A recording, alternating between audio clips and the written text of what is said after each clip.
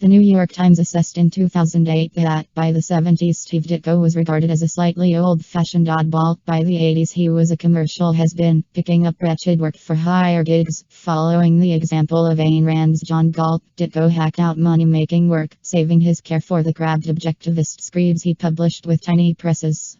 And boy, could Ditko hack. Seeing samples of his Transformers coloring book and his Big Boy comic is like hearing Orson Welles sell frozen peas. Ditko retired from mainstream comics in 1998. His later work for Marvel and DC included such established superheroes as the Submariner in Marvel Comics Presents and newer, licensed characters such as the Mighty Morphin Power Rangers. The last mainstream character he created was Marvel's long arm in Shadows &Light issue 1, in a self-inked 12-page Iron Man story A Man's Reach, scripted by Len Wein. His final mainstream work was a 5-page New Gods story for DC Comics, Infinitely Gentle, Infinitely Suffering, inked by Mick Gray and believed to be intended for the 2000 Orion series but not published until the 2008 trade paperback Tales of the New Gods.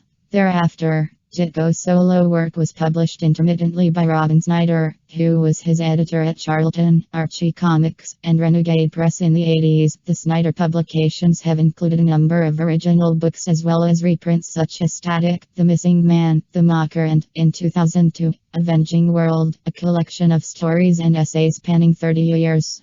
In 2008, Ditko and Snyder released The Avenging Mind, a 32-page essay publication featuring several pages of new artwork, and Ditko, GTC, a 32-page comic book composed of brief vignettes and editorial cartoons.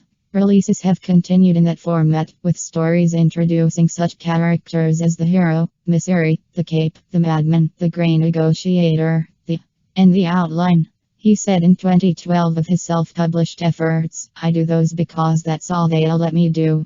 In addition to the new material, Ditko and Snyder reprinted earlier Ditko material. In 2010 they published a new edition of the 1973 Mr. comic and a selection of Ditko covers in the cover series. In 2011 they published a new edition of the 1975 comic Ditko's H series.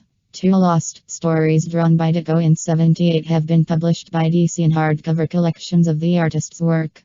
A Creeper story scheduled for the never-published Showcase issue 106 appears in The Creeper by Steve Ditko in an unpublished shade. The Changing Man story appears in the Steve Ditko Omnibus Volume 1.